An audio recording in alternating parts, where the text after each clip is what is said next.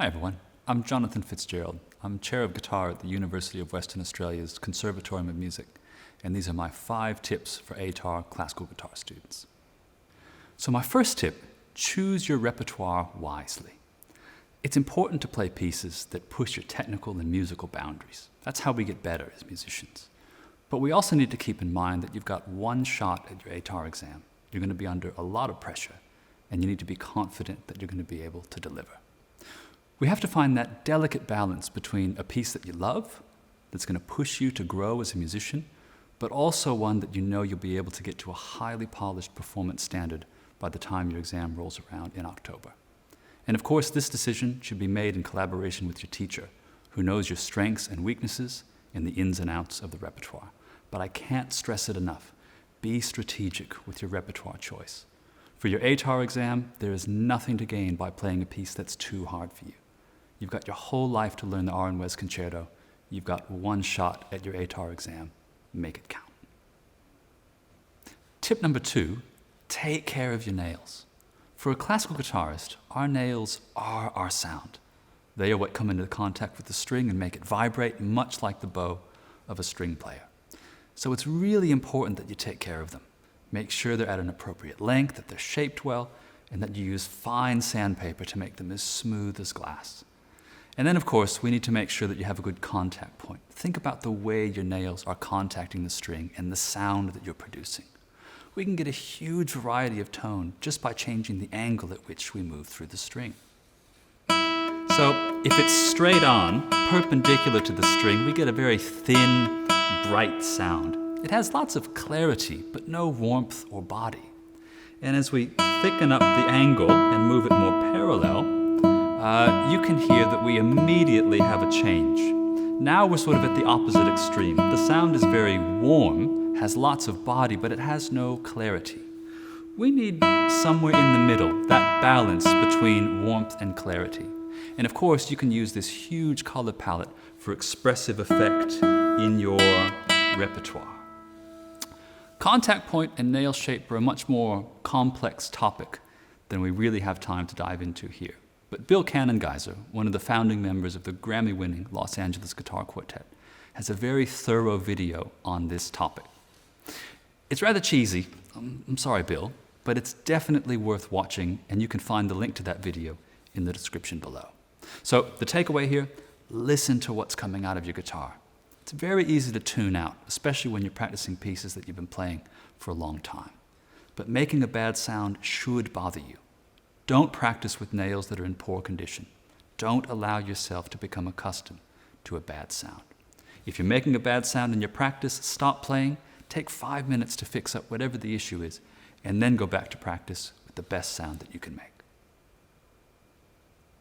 Tip number 3, practice well. It should go without saying that you should be practicing every day. But if you've made it this far in ATAR music, you probably know that how much you improve is less about the number of hours that you're practicing and more about how efficiently you're using that practice time. If most of your practice session is spent just running through your pieces from start to finish at the final tempo, you're probably not going to be seeing much improvement from week to week. And it's certainly important to play a piece from beginning to end, and you should do that every day. But practice is problem solving.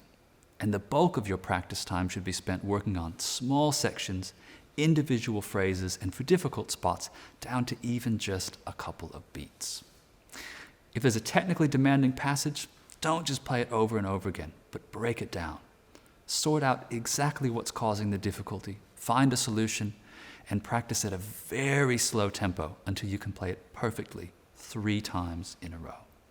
Then, gradually increase the speed until you can play it at tempo 3 times in a row without an error. And then finally, you can reincorporate that into the rest of the piece. Slow, deliberate practice is really important, even for pieces that you already play very well. We need slow practice not just to develop good muscle memory, but also to maintain good muscle memory. Even though it may feel like you're spending longer but getting through less music in a given practice session, I promise you'll actually learn pieces quicker and much more securely than if you just played through the whole thing at speed. Tip number 4, do lots of run-throughs. I was really fortunate to study with Jason Viau for my bachelor and master's degrees. And one of the things that he was really adamant about was the importance of running through your repertoire in front of an audience, essentially practicing performing. Very few of us are natural-born performers that innately thrive on stage. We get nervous. The adrenaline starts flowing, the heart starts pounding, and we have to work really hard to overcome these very natural physical responses so that they don't negatively impact the performance we've practiced so hard to create. One of the best ways to do this is to set up little performances for yourself where you can run through your ATAR pieces in front of an audience. You could play for your parents, have some friends over, play at an assembly at school, a master class, anything that gets you performing in front of people.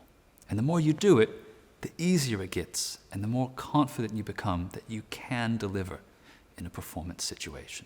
And let's be honest, you're going to be nervous in your ATAR exam and you've got one shot to deliver. That's why it's so important to find ways to put yourself in performance situations where you can recreate those nerves, practice managing them, and gain the confidence that you can give a good performance under pressure. Lastly, and most importantly, enjoy making music. When you have the deadline of a performance looming and you're feeling pressure, it's often easy to lose sight of the fact that you play guitar because you love playing the guitar. And I can promise you, your ATAR examiners will also be people who just love to play the guitar.